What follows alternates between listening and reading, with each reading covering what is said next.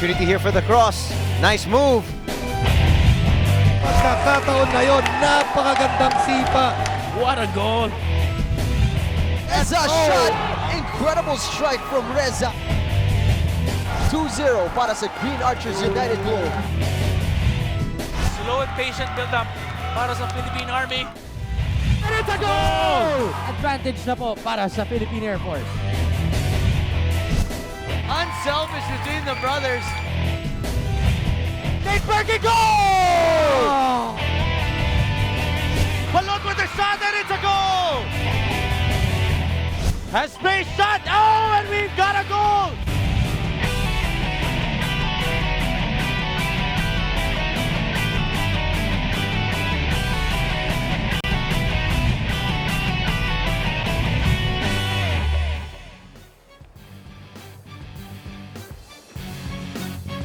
Ito ang Football Mania, ang kasama ninyo tuwing pre-game at halftime whenever there is a live United Football League match airing dito lang syempre sa Active.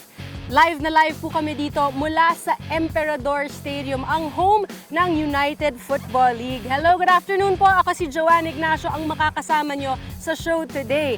Now, we have been going on for marami-raming weeks na, no? And patapos na ang first round of UFL matches. Some teams have 2 matches to go, others have 1 match to go. Sino ba ang maghaharap ngayon? Ang ating matches for today. First up, we have Stallion Santa Lucia versus Nomad sa ating first match at sa ating second match. It is going to be Kaya FC versus Philippine Air Force. Ako, look forward to today's doubleheader, friends. Now, ano ba ang nangyari sa UFL nung nakaraang Tuesday? Nako, isang ambush started off that game day. PSG scored 4 and Army scored nothing. Na-ambush po sila ng PSG. And if at first you don't succeed, try again. Siguro ang mantra ng team na ito. Sa 18th minute, ang nakascore si Taher, collecting off his own rebound. Dinagdagan ito ni Mbata sa 29th minute nang itap in niya ang bola. At after that, nakascore din si Yaugo. And ang naka-end ng scoring spree nila was Mbata also, taking the total to 4-0. Now, ang second match of that evening, nako, very good match to watch. Ano? Loyola Meralco Sparks versus Global. Global drew first blood rather, at nakapasok sa goal ang header ni Patrick Reichelt that came off a corner kick. Maraming pagkakataon ng Global sa first half pero hindi na nagdagdagan ang goals nila. The Sparks came to life sa second half. Ang dami nilang attempts pero isa lang ang nakapasok, ang penalty ni Phil Young Husband. And it was a very thrilling draw that ended that match day. Now, tingnan natin what this did to our league table. Sino na nga ba ang nasa top? It's still Global with 22 points. Pero dahil meron na silang isang draw, hindi na perfect ang kanilang record. Ang nag-end sa winning streak nila or sa winning record nila is Loyola, giving them their first draw. But Loyola has 2 draws, kaya they're in second place. Stallion Santa Lucia naman are in third place. Their only loss was to Global. Nomads is in 4th, Kaya in 5th, Pachanga Diliman 6th, PSG 7th. Green Archers and Army are tied. Both have 4 points. And Air Force, nako, wala pa ring napapanalunan. And I'm sure they're hoping to get even a few points or 1 point today. Tingnan natin kung magagawa nila yan. Diyan lang po kayo. More Football Mania sa aming pagbabalik.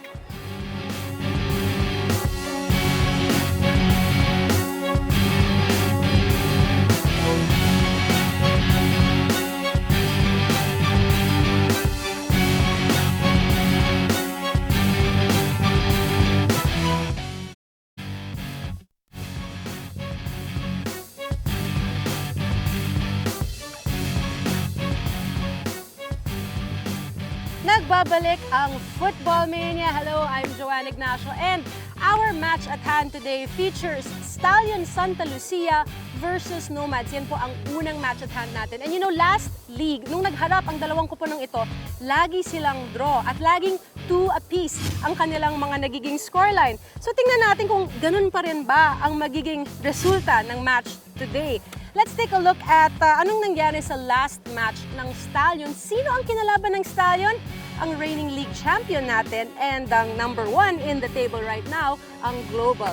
Looks like Global arrested Stallions' winning run. And you know what? Global ended a 12-match winning streak ng Stallion that actually started sa Cup pa lang last year. Global didn't have its national players, pero Stallion naman came into the game close to full force. Now, maraming pagkakataon ang Stallion nung panahong iyon, pero ang goal pa rin ay napunta sa Global kay Izo El Habib, who scored the only goal of the game. Nako. Well, let's see if Stallion's deadly duo are going to perform well in this match today. Sino ang deadly duo nila? I'm talking about Rufus Sanchez and Lee Ju-yong. Now, Rufus Sanchez and Lee Ju-yong have 11 goals between them for their team. Pero ang Nomads naman ay kilala sa pagiging rigid and they also have great defense. So you see, Rufa has scored 7 goals, Lee Ju-yong has scored 4. Now, will this team get that scoreline or get a good scoreline versus a good defensive team just like Nomads? Nomads, on the other hand, nako, mukhang they had to go through a very grim reality check in the last 3 weeks. Now, Nomads haven't played for 3 weeks dahil sa break between their matches, and that was a lot of time, I think, to think about what they need to do to get ahead in this tournament. They're currently at number 4, which isn't a bad spot to be in. Pero their last defeat was a 5-0 thrashing to the Loyola Meralco Sparks. Normally, the Nomads defense are very tough to break down, pero siguro dahil ang pangalan nila ay Nomads ba, medyo nagkawala-wala sila sa organization at that time. And so you can see, the goals conceded in their first 6 matches, 3. But versus the Loyola Meralco Sparks, 5. That's a lot. Now, I wonder if those 3 weeks were enough for the Nomads to recoup, regroup. Let's see, nakausap natin ang coach nilang si John Joffrey kanina lang. Panoorin po natin ito. Okay, well, obviously we had a heavy loss against Loyola, 5-0. I do feel that we probably tried to attack them too much, and we didn't. We should have been a wee bit more defensive. So we'll probably be a bit more defensive against Stallions. We've been working on a few things in coaching on a long break. We have had 3 or 4 weeks break, and we've brought in 7 new signings. 2 of them I really like. One you'll probably know is Miko Mabang from Ateneo, and we also have a boy, Friday Okoro from Baguio FC, who will both start tonight. They're both very good, and I think they'll help improve the team. Well, I'm looking forward to seeing those 2 new players of Nomads in the starting lineup. When we come back po, it's Jing Hamlang and Ryan Phoenix on the call for Stallion Santa Lucia versus Nomads.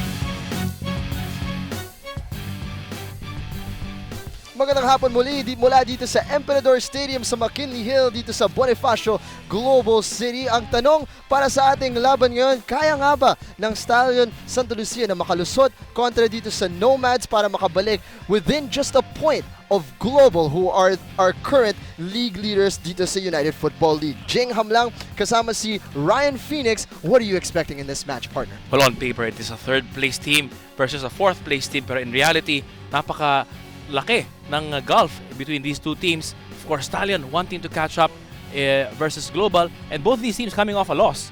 Of course, Stallion against Global and Nomads against Loyola. So, pareho nilang gusto makabawi sa araw na to. Both of them coming off defeats like you said, pero medyo magkaiba ang fashion kung paano sila natalo.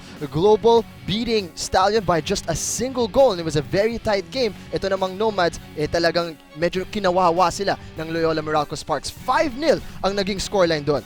Yung word mo, kawawa, no? But really, 5-0 is probably a fair scoreline para sa Nomads. And today, they're trying to avoid that kind of scoreline again by playing more defensive, gaya nga nasabi ni Coach John Joffrey kanina. Tutukan naman natin ngayon ang mga naglalaro para sa dalawang koponan. Simulan natin with Stallion Santa Lucia. Are there any surprises here para sa'yo? Well, dalawang key players ang wala sa Stallion ngayon. Number one is our goalkeeper. Wala si Wilson Munoz. He is injured. Ang pumalit sa kanya si Hasegawa at goal. And kapansin-pansin na wala rin ang number 10 nila na si Balot Doctora. So Rufo Sanchez will be 101 to lead the line. Familiar na naman ang ating formation.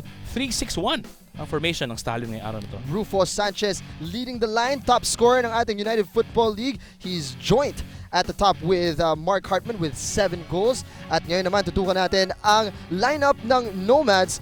Sabi nga ng coach nila, ang daming mga dinagdag. Ano bang magiging epekto nila dito sa lineup nila? Well, napakaraming ang new faces in the starting 11 ng Nomads. Agad-agad makikita natin number 26 na si Miko Mabanag. Let's see if how well he will be able to integrate himself with the team. Number 45 na si Kolotli making his debut as well para sa Nomads. Alam mo, this is a very defensive-oriented lineup, 4-5-1, and it is up to Steve Borrell and Friday Okoro to hold the line. And we're underway dito sa Emperador Stadium. Stallion easily the favorites para sa ating laban, pero of course napakahirap nitong talunin ng Nomads. Sabi nga natin, yung 5-0, that was a bit of a blip sa kanilang record. It was not what we expected mula sa Nomads. We showed some statistics during Football Mania na they conceded 5 goals in that game, pero throughout the first 6 games of the campaign, napakakonti lang ng nakalusot sa kanilang depensa. Tama ka dyan. Actually, to be honest, before that game against Loyola, 3 goal lamang ang napalusot ng depensa ng Nomads. But they have the problem with Nomads now is that the inability to score. Looks like they have brought in some reinforcements to lead the line. Dalawa na nakasanayan natin nasa tuktok ng kailang atake ay naglalaro ngayon sa wings. James Waldring and Fidelis is on the left side. So it seems they've shuffled the lineup. Interesting to see kung ano makikita nating epekto sa kanilang laro. Natanong natin yan kay Coach John Joffrey. And sabi nga niya, he expects the wing players to play a big part in this role. Kailangan mabilis ang kanyang wing players. At kaya nilagay niya si James Waldring and the Fidelis Nabuife. Kaya nga nasabi mo, in the left and right wings.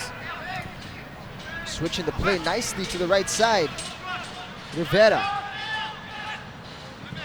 gets the cross in. Rufo Sanchez managing to control. Strike at goal is blocked by the goalkeeper. And very early on, nagkaroon na agad ng chance dito ang Stallion. Nakita mo, ang ganda ng pasa to the waiting feet of Rufo Sanchez.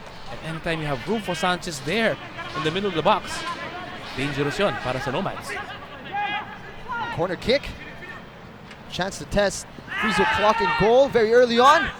Stallion player getting ahead to it, pero malayo mula sa danger area ni Frizo clock. Isa sa mga kailangan natin pansinin siguro kasamang Jing is the number of attempts, number of shots na ginagawa ng Stallion all throughout the game. All through the league so far, they average 30 shots. Not necessarily on goal, but 30 shots. Can you imagine that? One shot every 3 minutes. Tingnan natin ngayon ang temperatura dito sa Emperador Stadium, 34 degrees Celsius, humidity of 49%. It is a difficult day today to play football, but of course that's going to be something that both sets of players will have to grow accustomed to. Definitely, and pwede mo sabihin siguro that Stallion attacking in the shade. Kapunta sila sa walang araw. They're wearing their bright colored pink jerseys today. Actually, hindi lang yung dalawang kupunan. Tayo din, kailangan din natin i-brave ang weather na to. But of course, we're looking forward to a great match here. Nomads have been the surprise of the season so far. Sa umpisa ng season, wala masyadong nagsasabi na posibleng maging 4th sila ngayon sa team standings. Everybody was expecting Kaya to be in that bunch as well. This so far, have you been surprised by how well they've done? Most definitely. Ang nakakatawa nga niyan, before the season started, while we're making this preview of the league, sabi ko ng Nomads, ang target lang nila is to surpass the number of points that they had last season. Last season, they had 19 points. And they're well on their way with 11 points now.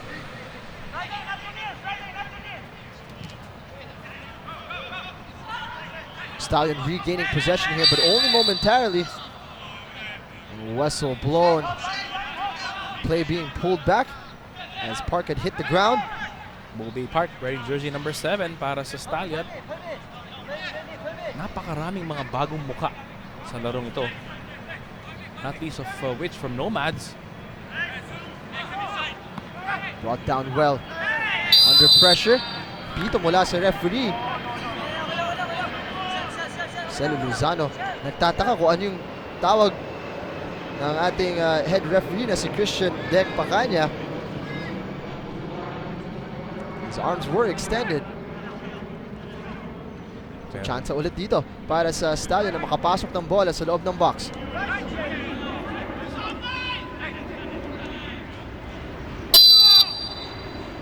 It's going to be the in-swinger. Frizo clock. Bit of disorganization there inside the box, but it does get cleared off the line. Bullet dodged by Nomads. Buti na lang nandun si Williams sa likod ni Frizo Clock. Tapos nagkagulo si Frizo Clock saka isang defender ng Nomads going for the same ball. But again, this is the sheer number of chances na kinikreate ng Stallion. Just wears the opposing team down. Referee Pacanya keeping control of this game very early on. Kung pinapakita niya na kung anong magiging trend sa ating laban. Of course, the referees have undergone isang magandang seminar in the Holy Week break.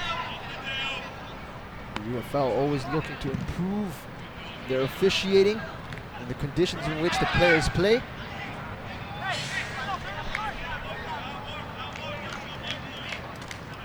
Nico Mabanag, he is actually, I think, the smallest guy on the field. Pero with him, with his shoulders lies the responsibility of creating chances and feeding yung striker ng Nomads na number 45 na si Joseph Plati.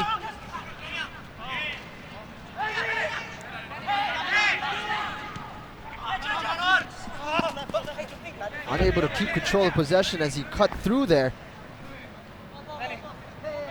Jerry Mihon. Napakaraming mga bagong signings din ni Coach Ernie Nieras in the month-long transfer window.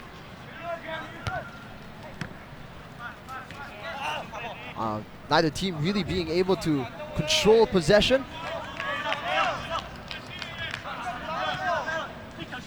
Both teams still getting siguro yung rust nung break na rin na tinatanggal nila ngayon sa kanilang mga paa.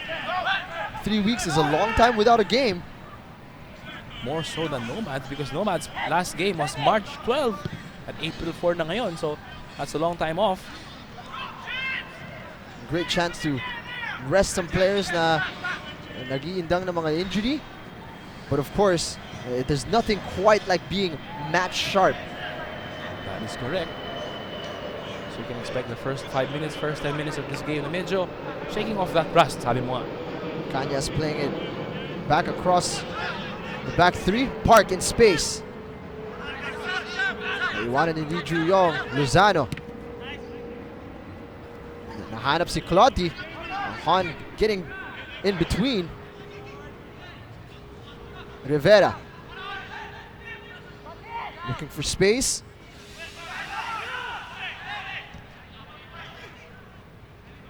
Rufo Sanchez. Cuts inside. Good challenge mula kay Mabanag. Over the top ball. James Waldring could be running into space here. James Waldring. Chance for him. Side netting. Great opportunity para sa Nomads on the counter attack. But that is what Coach John Joffrey has planned for Nomads ngayong araw na to, which is to hit Stallion on the counter attack. And James Waldring, the first ever goal scorer dito sa Emperador Stadium, going close. You see there his pace getting the better of Kim at the back. Before that play, we saw Stallion creating another chance. Isang magandang nangyari dahil sa 3-6-1 formation ng Stallion is yung 6 sa gitna ay umiikot sila, floating people around, moving from one side to the other. Walang fixed na position. Brought down by the sliding challenge of Noabuife.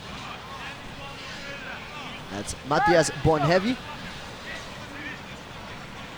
One of the new signings para sa Stallion, Matthias Bonheavy. He is actually American-Argentinian. Interesting mix. Playing here in the Philippines. Frizo Clock. Sinusubukan niya yung i-organize ang two-man wall. Delivery by Kim. Knocked on. Chance for Stallion once again. Frizo Clock getting in the way. Making himself very big. Goalkeeper ng Nomads. That was Bonheavy actually who made his way across.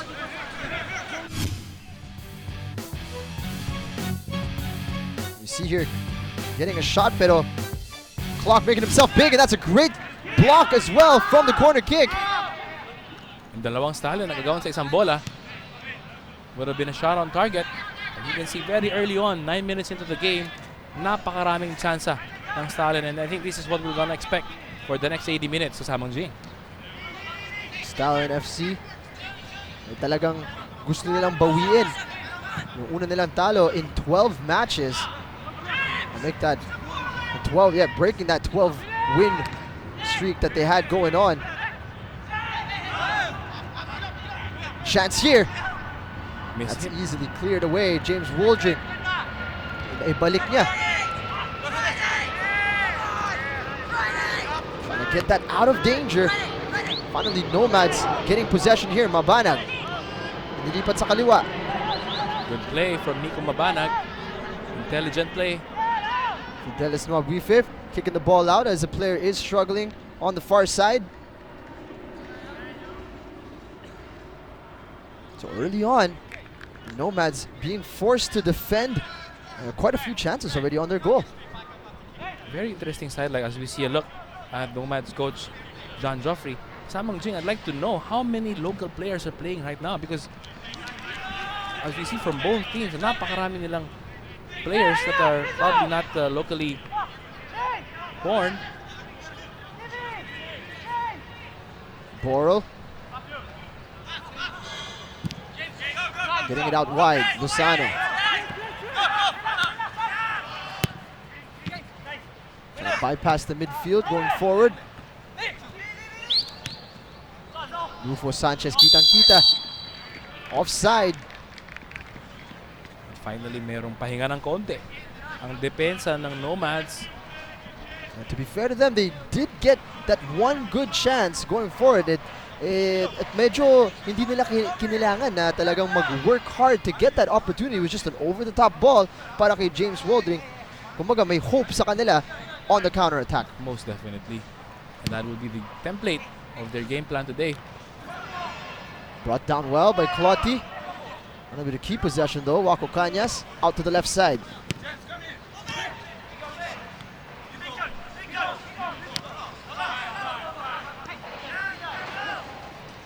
Assessing his options. Mabanag unable to control. Bonheavy. Nakita yung takbo ni Rivera. And that's out. Good defensive header. That's Llorente. Rufy Llorente, a very good pickup from Nomads, formerly of Pachanga, formerly of Kaya, now with Nomads. And for a team that needs defenders, Mabanag being pulled back as referee Pacanya called the foul. Interesting call. Hawak pa rin ni Mabanag sana yung bola. It could have continued the play and given an advantage. Instead, it's being pulled back. tama sabi mo, Samang Jing, oftentimes you see this play being waved on. No doubt it was a foul. Yes, but Mabanag still had control of the ball here. Where si Bobby Park let go because of the whistle. But sometimes ito yung fine line kasamang Jing where you know when to blow the whistle and when not to blow the whistle. Let play go. Llorente. Fidelis Nwabwifif able to shrug off a strong challenge. Clotti. It's a very tight area on this near side. Nakatulog dun si Park. Clotti. And that's a miscommunication. Akala ni Clotti na nandun.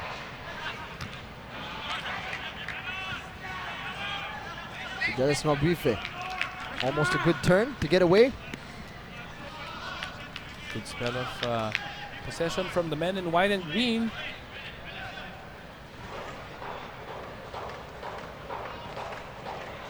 Defensive header away mula kay Cañas. Bit of pressure mula sa Nomads ngayon.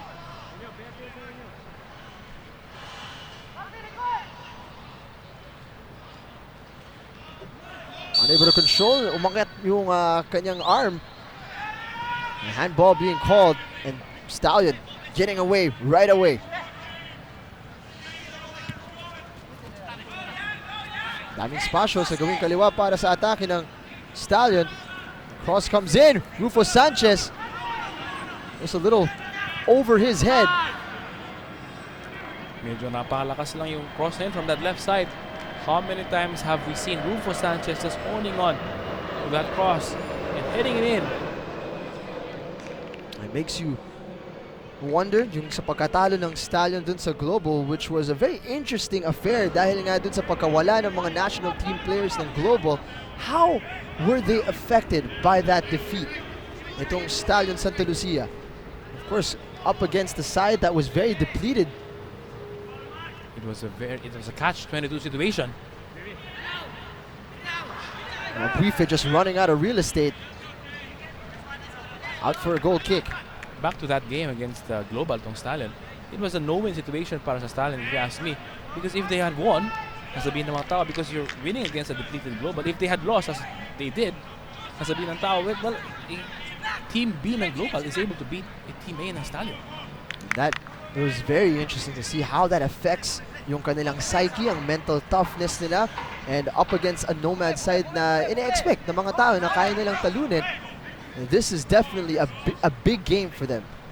On paper, siguro hindi masyadong exciting para sa mga neutral supporters, pero pag hindi nanalo dito ang Stallion, it could be a very important part of their season kung saan posibleng matuturo natin siya as a time where the mentality of Stallion suffered.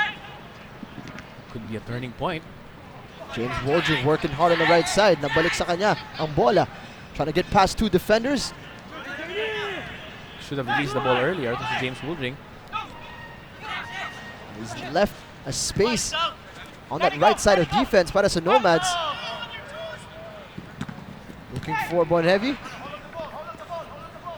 For Sanchez, and this is the floating rotation, yung flexibility ng midfield ng Stallion, where Rufo Sanchez, normally a striker, moves to the left side to get the ball, moves to the right side to get the ball, and crossing it in for someone who was formerly on the wing, pumunta sa gitna, waiting for the ball. After a bright start, action slowing a little bit. Stallion haven't tested the goal of Fizo Clock in a while. Tignan natin kung magagawa nila dito mula sa corner kick. Diretso sa kamay ni Fizo Clock, who bats it away.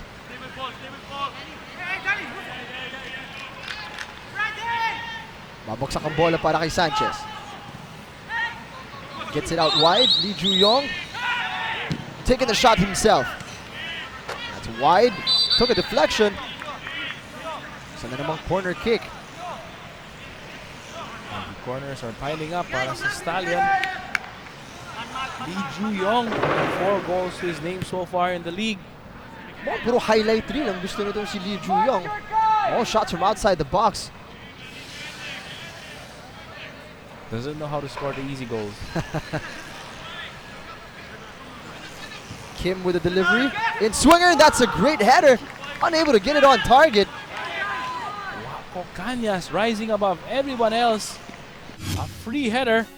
Flashing wide on goal. Let's have a look on the replay. Ball is swung in. At kitang-kita si Fizo Clock in no man's land there. And kapag nalagay niya lang yun on target, you could be seeing 1-0. Rufil Oriente on the far post.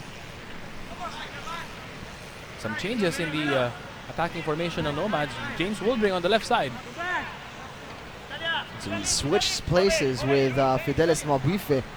Mukhang posibleng may nakita si Coach John Geoffrey, gusto niyang ma-exploit.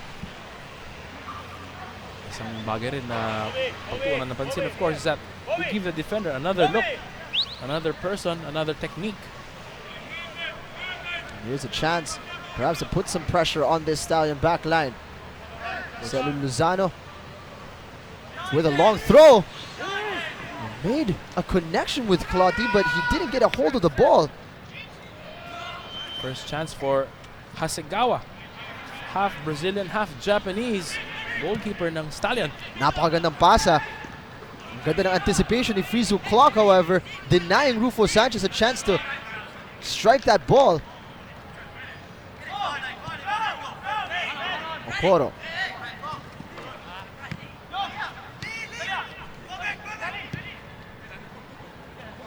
Good ball from Italia. Park Bobe.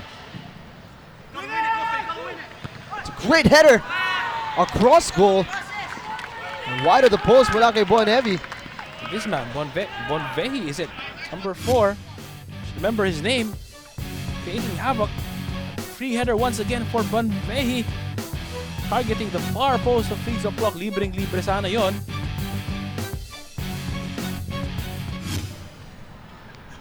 Now it's a confusing thing. It says Bonvehi on his back. Bonhevi on our team sheet. Siguro dito, kailangan na lang natin mag-agree kung anong tatawag natin sa kanya, Ryan. I'm going with Bonhevi. Well, he's a heavyweight. Looks like a heavyweight player, so I agree with you. Si Bonhevi na lang ang tawag natin sa kanya. We'll get confirmation as to how to pronounce his name in a little while. Park. Italia.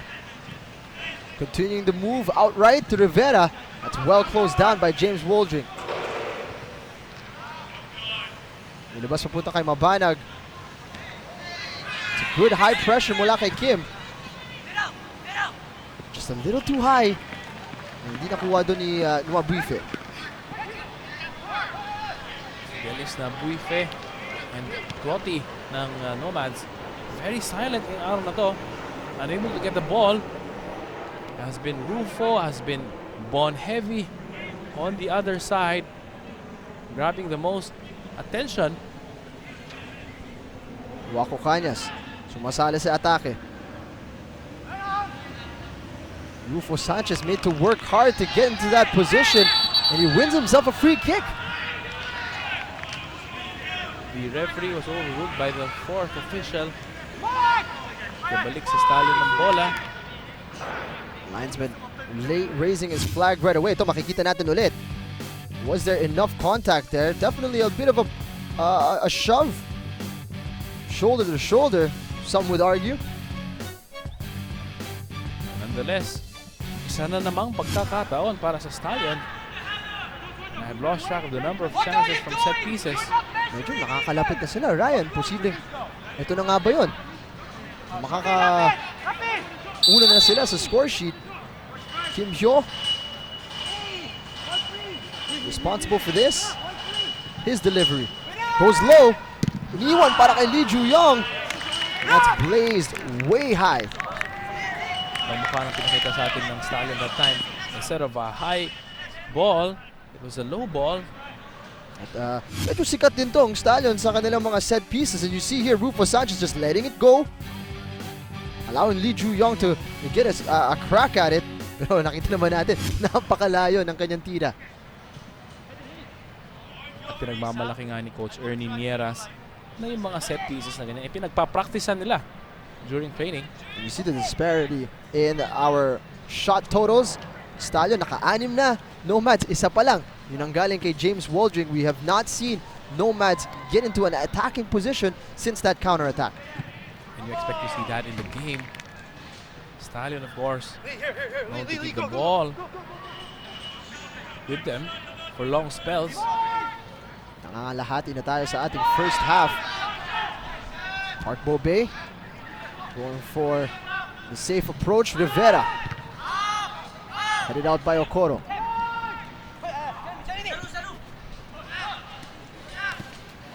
Strong challenge mula kay Lozano.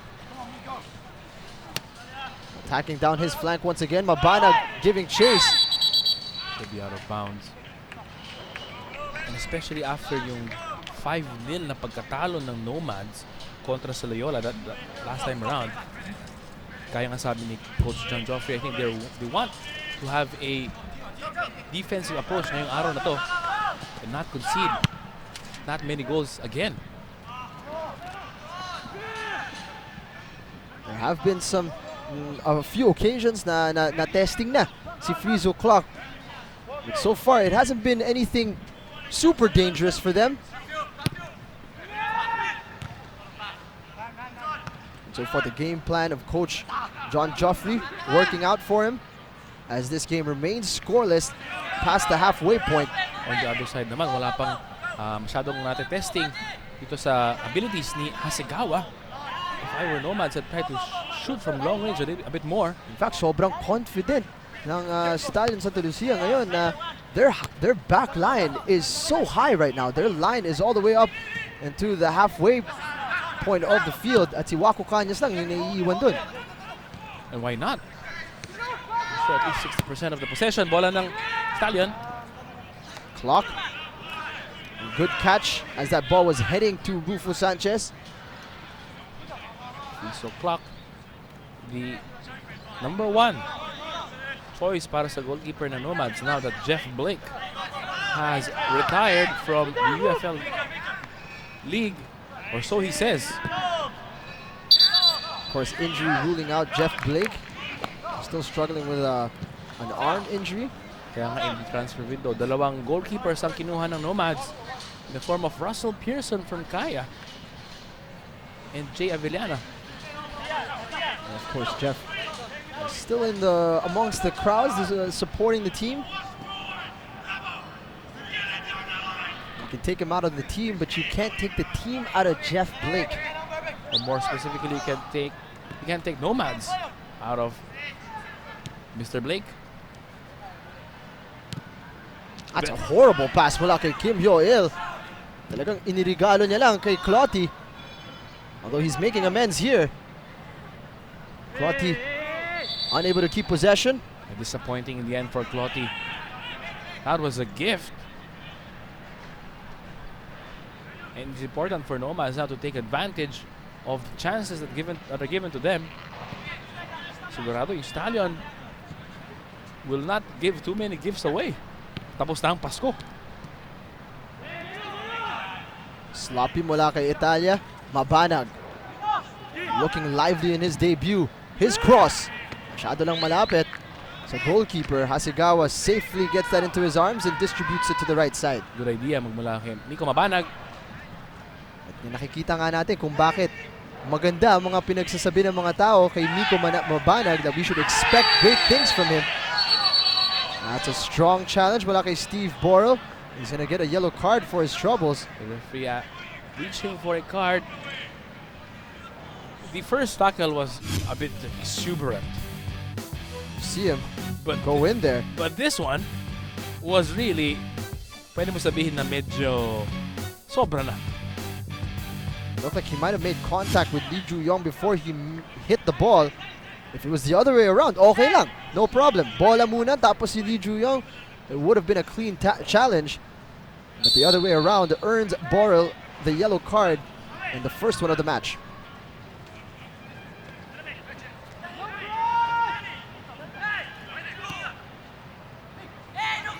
To the left side. Kita, napakaraming spasyo para kay Park Bo-Bay. He takes the shot! Just wide of the post. And it's gonna be a goal kick. So Clock covering his angles. But that is Coach Ernie Nieras for you.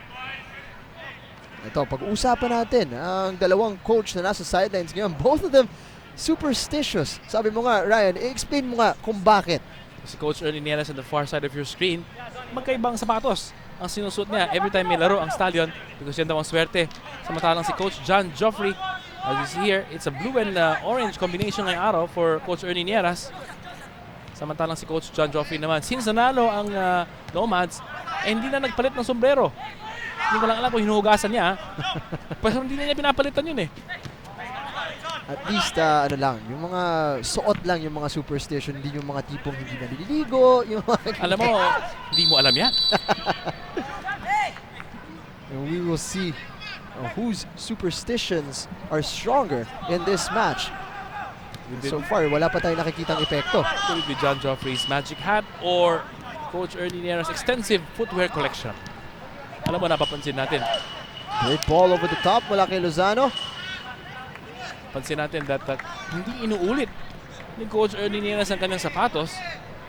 So you can count how many pairs of shoes he has in his closet.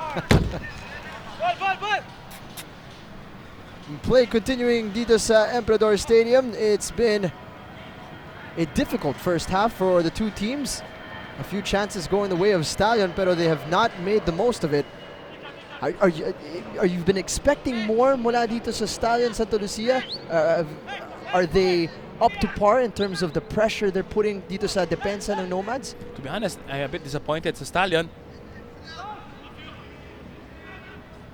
because they have scored so many goals before coming to this game. And against a Nomads team na napakaraming bagong players. Fidelis Mabuife holding on to the ball a little longer as the attackers had strayed offside. Ang tanong ko sa'yo, Ryan, kano nga ba kalaki ang kawalan na si Balot Doctora? Well, that is a very good question. Actually, Balot Doctora may not be leading the goal-scoring charts para sa Stallion. But in terms of leadership, in terms of knowing where to run to, and the assist he provides, malaking kawalan si Balot Doctora, the Stallion captain. Cañas managing to keep that ball in. Kim Hyo.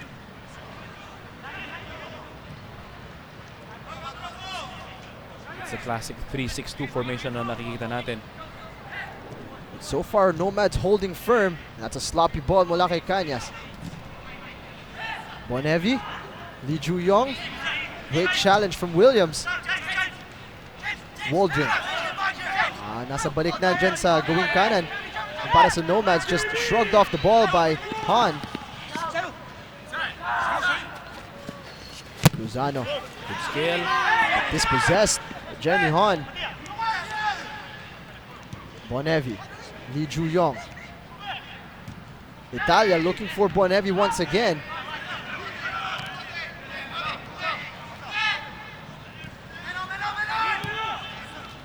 So far, ang Stallion, surprisingly, ang atake nila, mukhang hindi na susurpresa ang Nomads sa kanilang approach. Everything they're throwing at them, kitang-kita. Rufo Sanchez getting at the end of this one. Out for another corner kick. Slow and steady approach ng Stallion. Oh, that's a throw-in rather.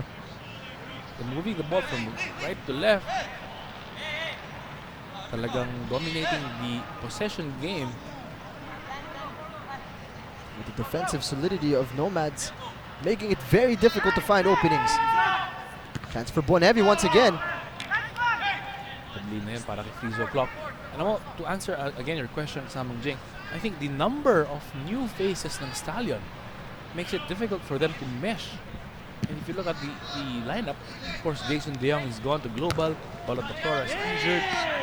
You've got so many new faces playing mid-season, essentially, kasamang Jing, without the benefit of a pre-season.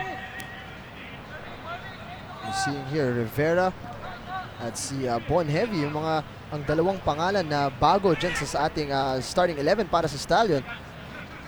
So far, Bonhevi proving lively on his debut. They are only 2 of 8 new faces para sa Stallion. Cañas, diagonal ball. Lozano taking care of that, pero balik agad sa box ng Nomads ang bola. Rivera. Magandang depensa mula kay Okoro. This is where the problem is para sa Nomads. Once that ball crosses the halfway point, si Clautin nag-iisa, walang suporta. That is the price you pay for packing it in, keeping it tight. Sabi nga nila, parking the bus. Importante rin siguro yung wing play na sinasabi natin si Fidelis at here on your screen si James Wooldring provide the outlet pag nakuha ng midfield ng Nomads ang bola. We have referee Christian Dek Pacanya. Sinasabihan na kailangan si Steve Borrell lumabas muna. I wonder what it is. Is there some blood on his face? Yes, it is a little bit of a cut on his head na kailangan bigyan ng konting atensyon. Will be 10 against 11. Pansamantala. Anytime that there's a player with any blood on his head, kailangan bigyan ng attention agad ng medical staff, and that's what's happening here with Steve Borrell. Unfortunately, 10 against 11 with Stallion attacking them right now. Rufo Sanchez linking up with Lee Ju-yong. Tumira mula sa malayo. That's no problem whatsoever para kay Frizo Clock. Nasanay tayo kay Lee Ju-yong with better efforts. At magandang pagkakataon to for Nomads to regroup because Steve Borrell position na in the center of midfield just behind, rather just in front of the defensive back four. Importante para sa Nomads. Here's Steve Borrell. It doesn't look like it's anything serious. Kailangan lang ma-stop yung bleeding. One of the stats na pwede kung gusto kong sanang bagitin kasama yung Jing, if you allow me, is that Nomads have scored actually 6 goals only in 7 games so far. So mas konti pa kaysa kay Rufo Sanchez. Ganun na nga. So Rufo Sanchez by himself has outscored the whole Nomads team. Rivera looking for the audacious effort from outside the box, way outside the box. Looks like that will be his final contribution sa ating laban. And Rivera mukhang ilalabas para kay Filonco. So Coach Ernie Nieres, maaga pa lang, bumubunot na siya sa bench. Herman Filonco, one of the 8 new signings para sa Nomads, making his debut para sa pink and black attack.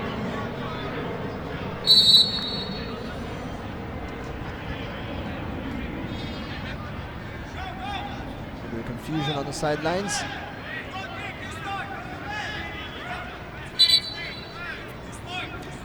Frizo Clock nakausap ng konti ni referee Pacanya as Steve Borrell is trying to get back into the field of play.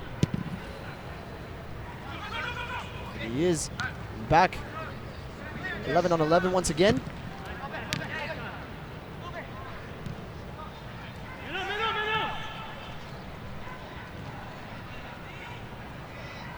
Filonco.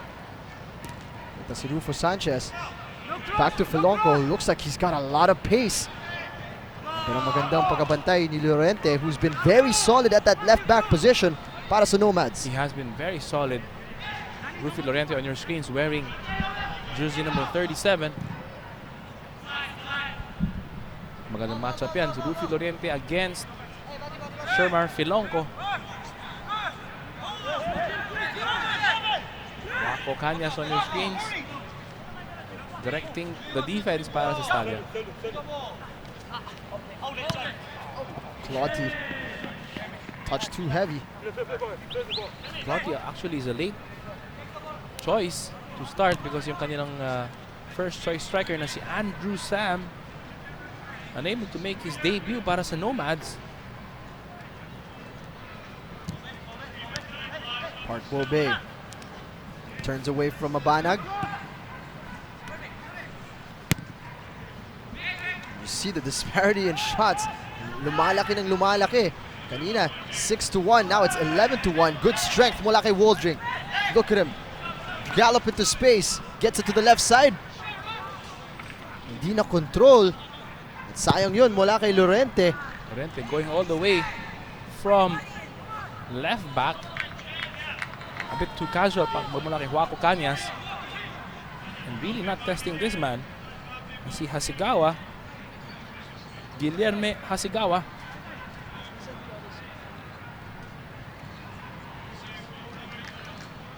Llorente. Hindi nakalusot kay Cañas. Second opportunity. And that's just hacked clear by Llorente, who was going for safety first. Pasang ni Steve Borrell sa kanya medyo alanganin. Rufy Llorente left with no choice.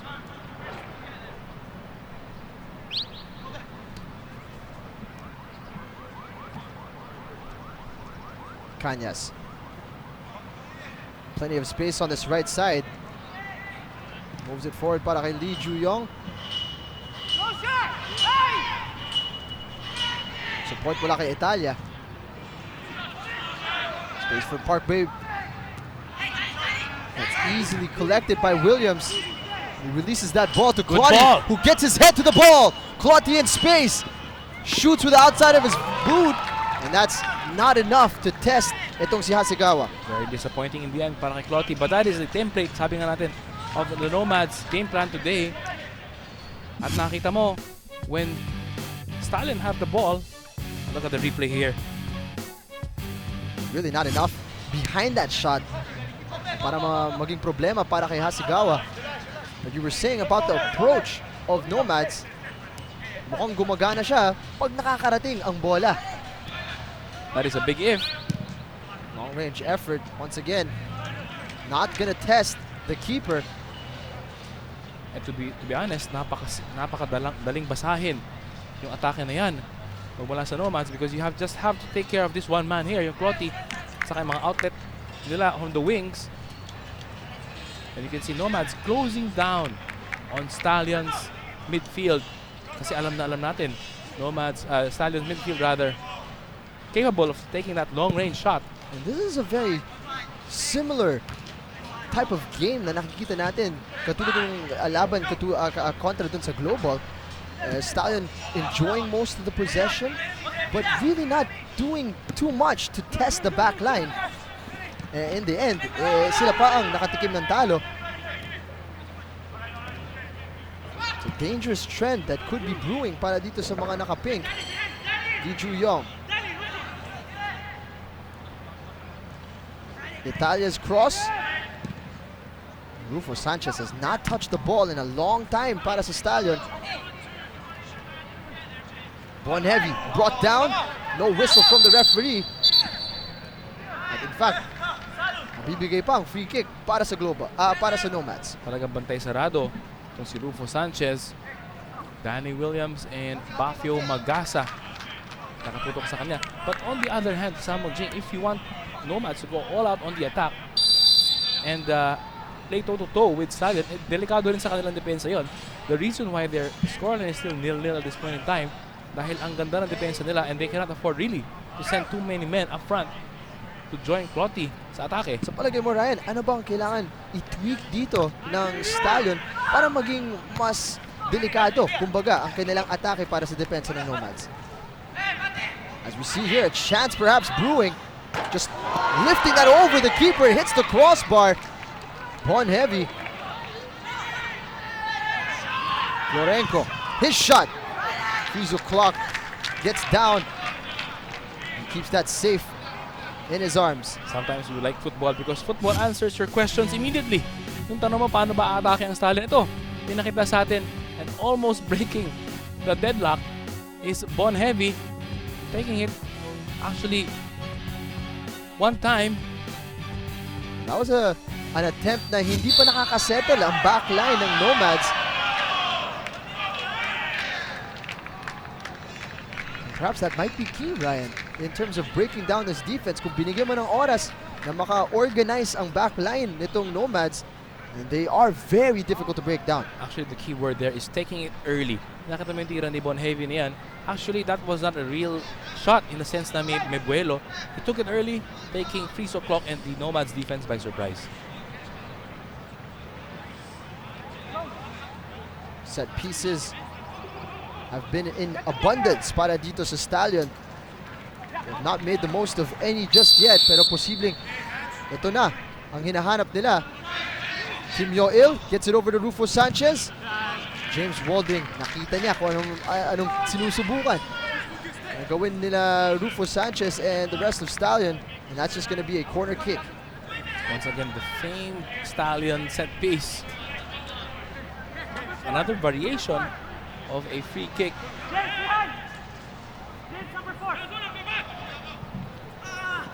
Thrown in. Frizo clock misses that ball. Wasn't punished. Safely back, papunta kay Italia.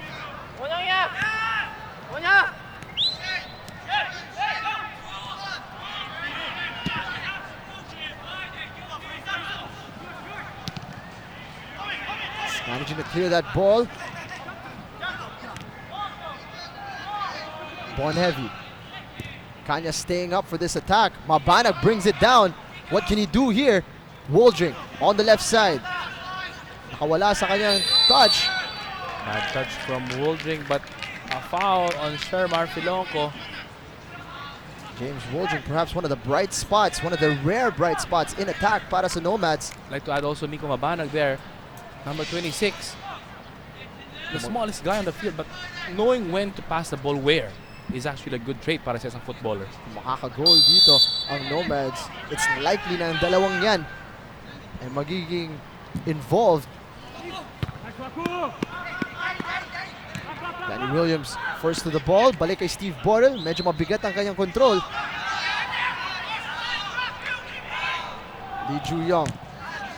Sloppy pass from him. Mabanag. Nakita si Mabuife. Good ball. What option does he choose? Looking for Waldring. Easily cleared by Cañas. Kasi slowly but surely yung atake ng Nomads, once they have the ball, they send a bit more men up front at magkakaroon sila ng konting tsansa. Could be a good way to end this first half on a positive note para sa Nomads. Isang minuto lang ang idadagdag.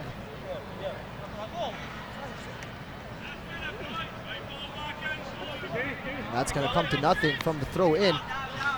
Para kay Coach John Joffrey, ang score na nito, 0-0, Ryan. Is this considered job done para sa kanila? Well, it's a job half done. Because alam mo, sabi nga nila coming to the game, against the top 3 sides, pwede naman sabihin that Nomads will target a draw or 1 point. Eh, masaya na sila. They still have 45 minutes to do the job, to complete the job. Chance here for Stallion to get a ball in the box.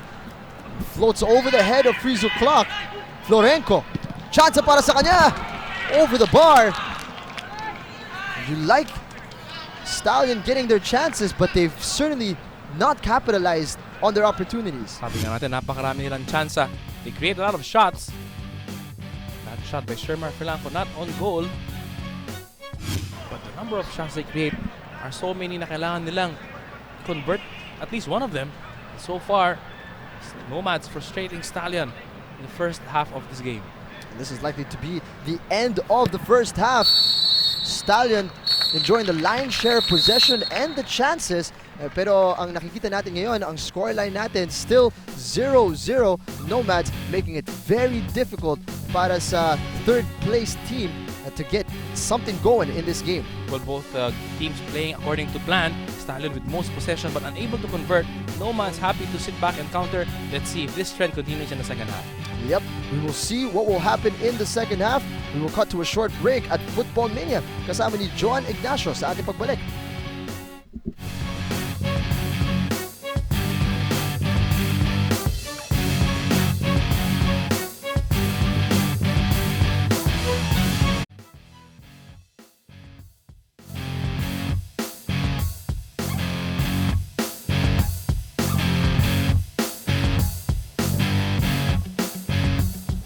Halftime means it's Football Mania time, and what score do we have to show at this point in the match? Well, 0-0 pa rin po. Pero that's not the whole story, ano? Stallion have taken 15 shots on goal, while Nomads have only taken 2 so far. And that's only the tip of the iceberg. Welcome back to the show. Ako po si Joanne Ignacio. Before we go to a very interesting second half, I'm sure, magpatawa naman tayo ng konti. Baka naman kasi masyadong seryoso na kayo dyan. Let's cut loose a little bit and let's see the lighter, funnier side of the UFL. Panoorin po natin to.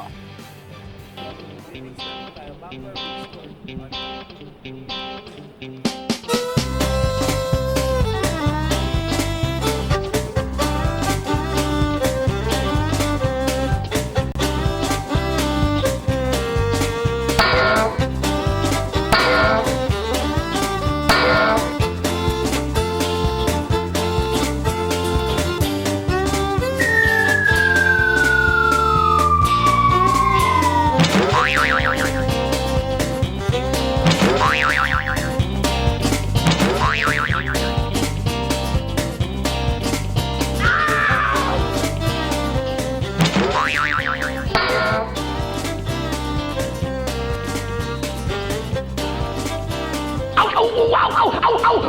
Ow! Ow!